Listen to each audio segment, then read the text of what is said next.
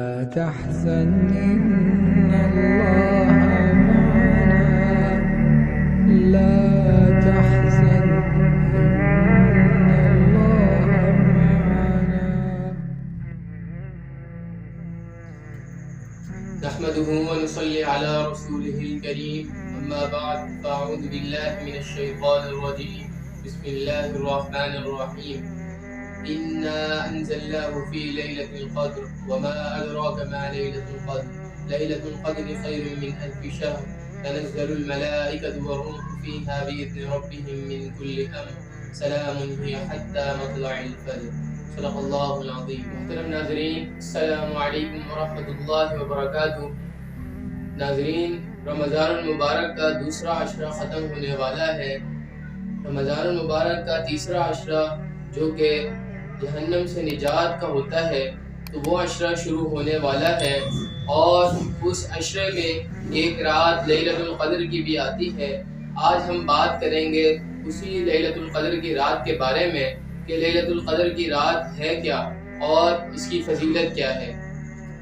بعض صحابہ کرام رضوان اللہ علیہم اجمعین نے آپ علیہ الصلوۃ والسلام سے فرمایا کہ یا رسول اللہ صلی اللہ علیہ وسلم کہ پچھلی امتوں کی عمریں تو بہت لمبی ہوتی تھی اور وہ اتنے سال عبادت کرتے تھے، اور ہماری عمریں تو بہت کم ہوتی ہیں اور ہم عبادتیں کر کے بھی ان کے مقام تک نہیں پہنچ سکتے. تو اسی پر اللہ تعالیٰ نے سورۃ القدر نازل فرمائی کہ بے شک ہم نے تمہیں ایسی رات عطا کی ہے جو کہ 1000 مہینوں سے بہتر ہے.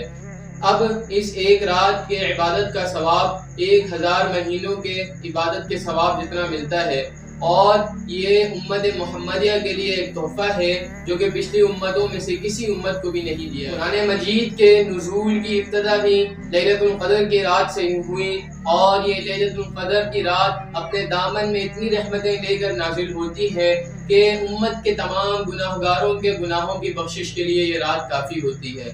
اور اس رات حضرت جبریل علیہ السلام فرشتوں کے جھنڈ میں اترتے ہیں، اور جو اہل ایمان قیام میں ہوتے ہیں اور قعود میں ہوتے ہیں یا ذکر الہی میں مصروف ہوتے ہیں تو ان سے مصافحہ فرماتے ہیں. اب یہ رات کون سی ہے؟ تو حضور اکرم صلی اللہ علیہ وسلم کا ارشاد ہے کہ جس کا مفہوم ہے کہ اس رات کو رمضان المبارک کے آخری عشرے کی راتوں میں تلاش کرو. یعنی جو رمضان المبارک کا آخری عشرہ ہوتا ہے تو اس میں آپ علیہ السلام نے فرمایا کہ اس آخری عشرے کی راتوں میں لیلۃ القدر کی رات کو تلاش کرو. یہ راتیں آتی ہیں اور چلی جاتی ہیں، لیکن ایک وقت ایسا آئے گا کہ یہ راتیں آئیں گی لیکن ہم نہیں ہوں گے. کتنے ہی لوگ ہیں جو گزشتہ سال تھے لیکن اب نہیں. اب یہ جو راتیں ہمیں میسر ہیں تو ان کے دامن سے پھوٹتی روشنیوں کو ہمیں اپنے اندر سمو لینا چاہیے کہ ہم دنیا میں نہ بھی رہیں لیکن جو ہم نے یہاں سے نور اکٹھا کیا ہو وہ قبر میں ہمارے لیے چراغاں کرے.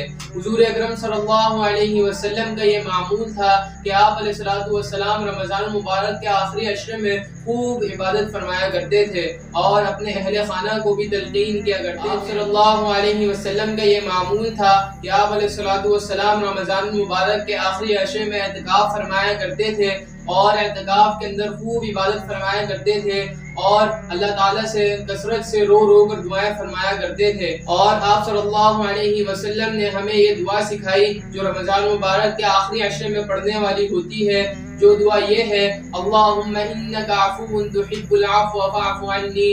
تو یہ دعا آپ صلی اللہ علیہ وسلم رمضان مبارک کے آخری عشرے میں کثرت سے فرمایا کرتے تھے. ہمیں چاہیے کہ ہم رمضان مبارک کے آخری عشرے میں اللہ تعالیٰ کی خوب عبادت کریں اور خوب اللہ تعالیٰ کا ذکر کریں اور قرآن پاک کی تلاوت کریں، اور آخری راتوں میں یعنی رمضان المبارک کے آخری عشرے کی راتوں میں جاگا کریں. اور جاگنے کا مقصد یہ نہیں کہ جاگ کر فضول باتیں کریں بلکہ جاگ کر اللہ تعالیٰ کی عبادت کریں تاکہ لیلۃ القدر کی رات ہمیں بھی نصیب ہو جائے.